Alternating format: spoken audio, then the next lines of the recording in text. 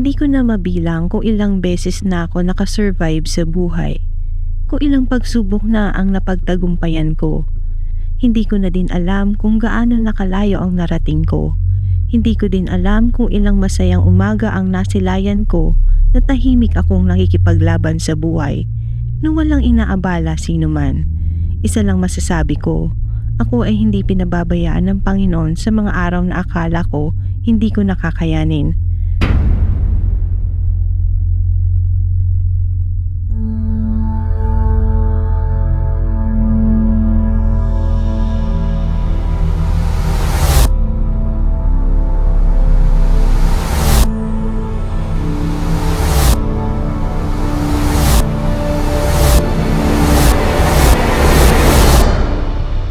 Madami ng pagsubok ang nalagpasan ko sa buhay at sana ikaw din ay tatagan mo din ang loob mo dahil si Lord nandyan lang sa tabi natin.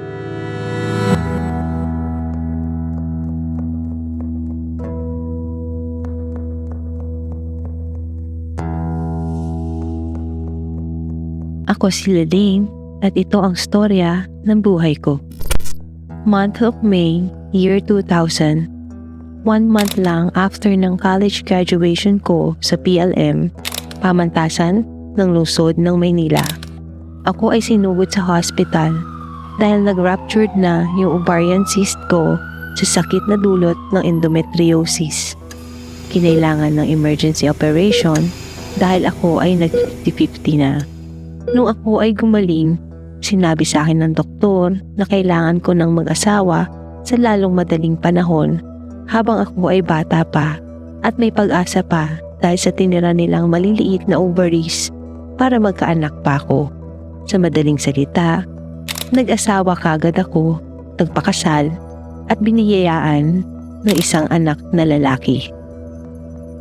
Sa loob ng more than 20 years, ako ay pinahirapan ng sakit na ito. Madaming treatments, injections at oral meds. Palagi akong may heavy bleeding monthly. Nakaka-experience ako ng fatigue, palaging sakitin, labas-pasok na lang ng hospital. Noong year 2020, panahon ng pandemic, ako ay nasalinan ng dugo dahil sa severe bleeding. Patuloy lang ang buhay, kahit ano pang pinagdadaanan mo, kahit anong hirap ang dinadanas mo, sa mga gabi na puro iyak lang ang karamay mo. Minsan, iniisip mo, sana hindi na lang nangyari sa akin ito. Sana hindi na lang ganito ang buhay ko. Sa mga panahon na ikaw ay nakakaramdam ng kawalan ng pag-asa, sabi nga nila, there's light at the end of the tunnel.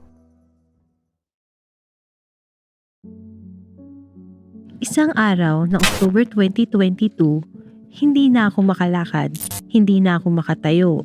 Mahinang-mahina at walang lakas ang aking katawan at tuluyan na akong naging bedridden. Yun pala, ako ay may sakit na tinatawag na ME/CFS, myalgic encephalomyelitis or chronic fatigue syndrome. Isa itong inflammation of the brain and dysfunction in the nervous system.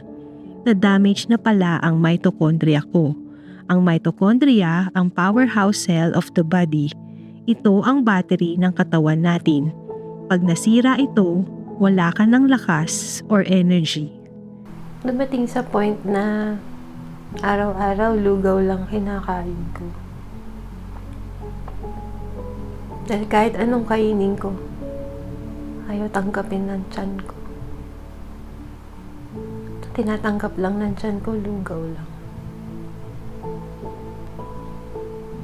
Ganun kagrabe. Nangihina na ako. Ako ay sinusubuan para makakain, pinapaliguan, nililinis, binubuhat, inaalagaan. Sa madaling salita, para akong cellphone na empty battery. Literal na walang charge ang buong katawan. Kahit matulog ako ng day and night, hindi pa din nadadagdagan ang lakas ko. Nagkaroon din ako ng light and noise sensitivity. Ayaw na ayaw ko ng liwanag dahil nasisilaw ako ng husto. Ayaw na ayaw ko din ng ingay sa kapaligiran dahil konting kaluskos lang ay masakit na sa tenga ko kaya palagi ko suot ang AirPods ko. Hi! Meron akong konting lakas para may share sa inyo yung nangyayari sa akin. Ang tawag sa disease na to, MECFS, myalgic encephalomyelitis or chronic fatigue syndrome. Na-damage yung mitochondria ko. Yung mitochondria is the powerhouse cell of our body. Kumbaga sa cellphone battery. So, ito yung battery ng katawan natin. Na-damage yun. Kaya, literal na wala akong lakas. Kumbaga sa cellphone, empty battery. Inside every cell, there's your energy-making machine. It's called a mitochondria. So in this illness, each individual cell can have real problems capturing the things they need that your body uses to make energy, like oxygen and glucose. At a cellular level, you become less and less effective, like a wound-down clock. It varies from patient to patient, but in the most severely affected cases, and I've seen an awful lot of these, patients lie in a darkened room because they can't tolerate light or noise. They're in chronic pain. Most of them are unable to move and unable to speak. And at the moment, there is literally nothing that can be done to help those that are really severely affected. Here's a person that has laid in that bed for 6 years. He cannot talk, he cannot eat, he cannot look at us. We have a tube into the top of his intestine for feeding. He cannot drink, so we have another line into his chest that goes into his heart for giving him saline. The chronic fatigue syndrome. It's been called the yuppie flu, Epstein-Barr, and a living hell by those who suffer from it. There's still no adequate medical explanation for it. The experts say it could be triggered by viruses. This oxygen therapy begins. Ako ay nabuhay sa madilim na kwarto ng 24/7 sa loob ng halos 2 taon.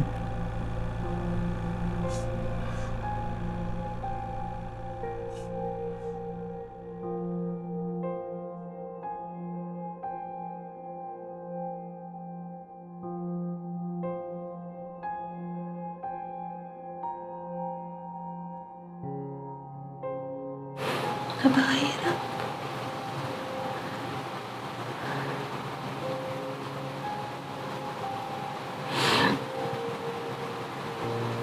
May mga pagkakataon na nahihirapan na huminga kasi wala akong energy para huminga. May mga pagkakataon na kailangan kong pigilan ng pag-iyak ko kasi pag umiyak ako, mauubos lang yung energy ko.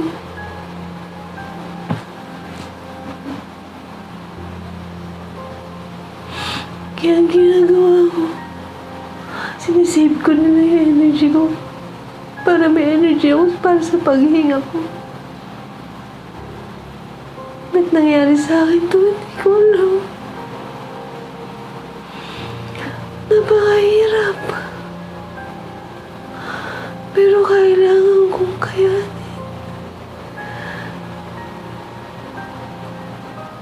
Kailangan kong kayanin.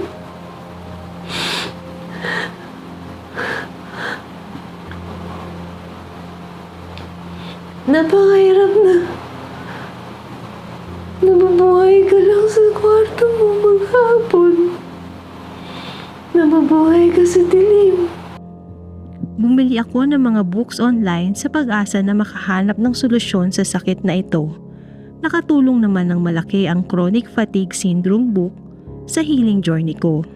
At meron ako napansin sa book na ito habang binabasa ko. Nakita ko ang word na endometriosis na maaaring reason kung bakit ako nagkaroon ng MECFS. Bumili din ng husband ko ng Garmin smartwatch para ma-monitor ko ang body battery ko. Sobrang hirap. Gusto ko lang sumuko. Hirap na ako.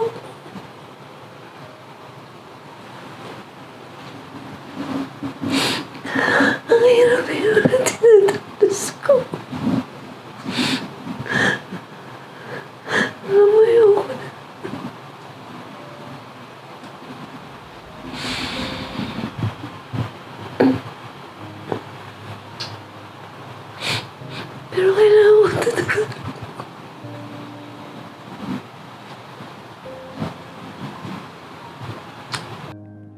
Lahat ng iba't ibang paraan na makakatulong sa aking kagalingan ay ginagawa ng husband ko. Araw-araw din niya akong tinetherapy using that blower na very helpful naman sa aking healing journey. Nandito ko mag-isa.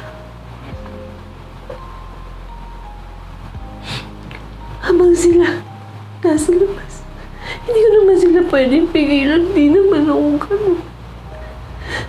Pasko, bagong taon. Hayaan mo silang mag-enjoy, lumabas. Wala nga naman,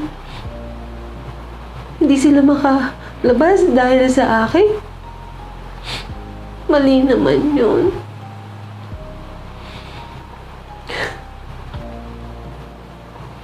Kaya kahit na ganun, sa mga ganung pagkakataon na naiintindihan ko naman yun. Nasasaktan lang ako.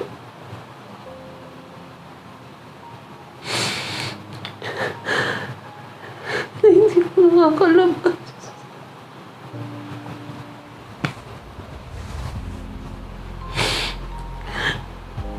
Birthday mo.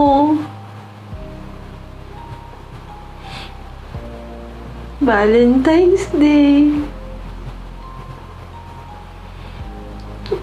Andito lang ako. Dumating na ako sa point na umiinom na ako ng 100 capsules daily of food supplements para mag-improve lang ang kalagayan ko.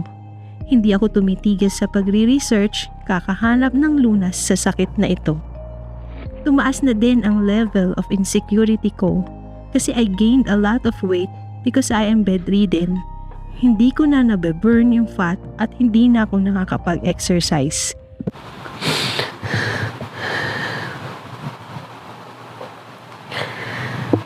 Napakahirap pag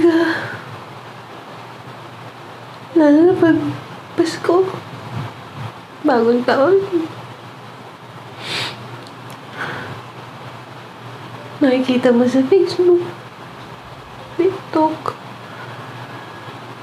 mga tao nagsiselebrate. Ikaw nasa loob lang ng kwarto.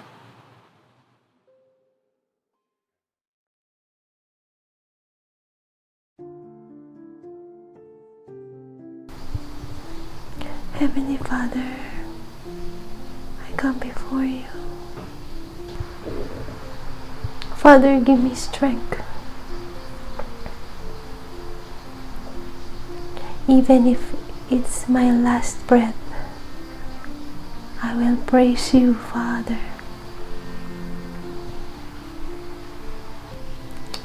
You are the same God who healed the woman who's been bleeding for 12 years.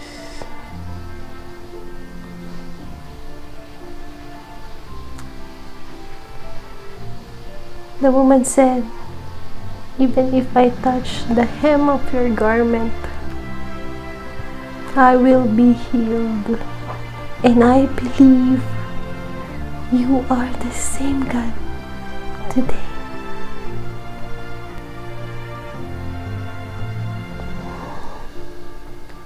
Lord,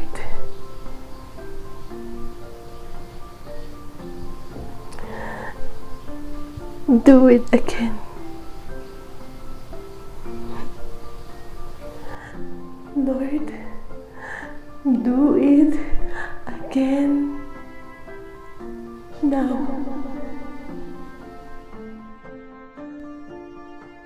And the Lord did it again in me.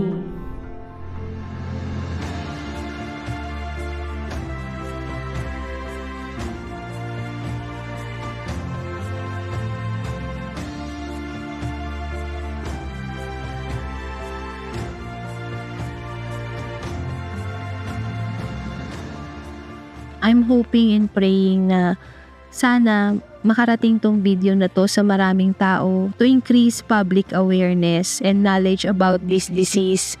At sa lahat po ng may karamdaman, may sakit, na may mga pinagdadaanan, sa oras na ito, huwag po kayong mawalan ng pag-asa. Si Lord, tawagin niyo po palagi, have faith. Nothing is impossible with God. Hindi po ito relihiyon, kundi relasyon sa Panginoon. God bless everyone. Daughter, it wasn't my piece of clothing that healed you. But it was instant. I felt it right away. I know, but it wasn't this. It was your faith.